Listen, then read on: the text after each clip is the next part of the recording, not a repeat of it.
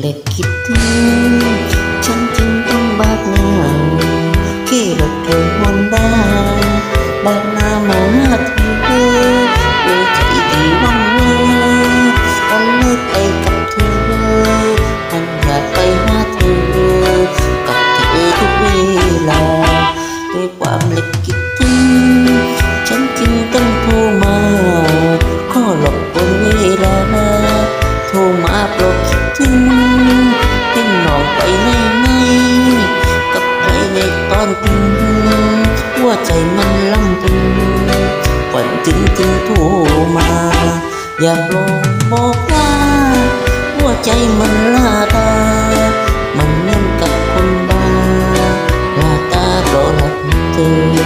รักมากเลยห่วงใยทั้งใครในตัวเธอปากอยากบอกรักเธอแต่หัวใจไม่ได้พอเพราะเธอมีเจ้าของมีคนจับจองแต่ใจยังไฟพอแหกรักเธอในใจที่เปล่าจึงพ่ายแพ้เป็นแค่ทุกทางใจรักน้องช้าเกินไปพี่ชายจึงจงใจ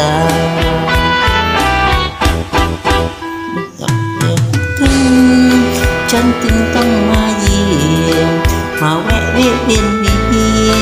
ซื้อหอลำเลียนลำซาว่าใจเป็นของแท้เป็นบ่อยในตักลา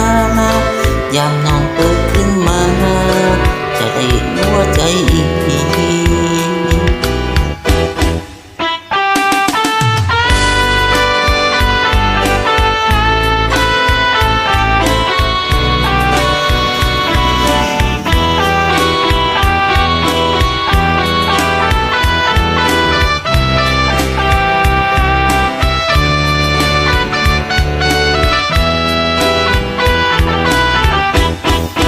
อยากลองบอกว่า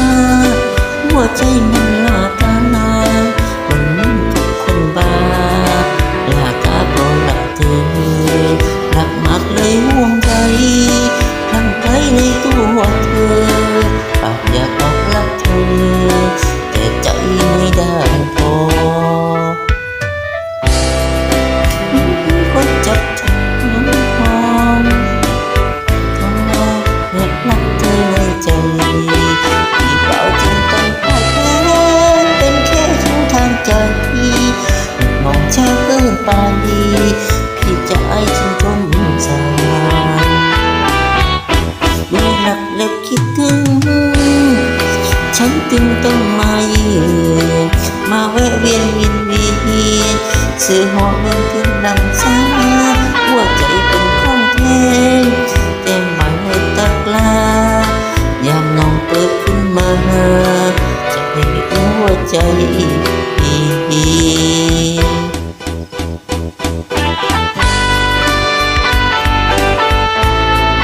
ก็ใจมันอยากร้อง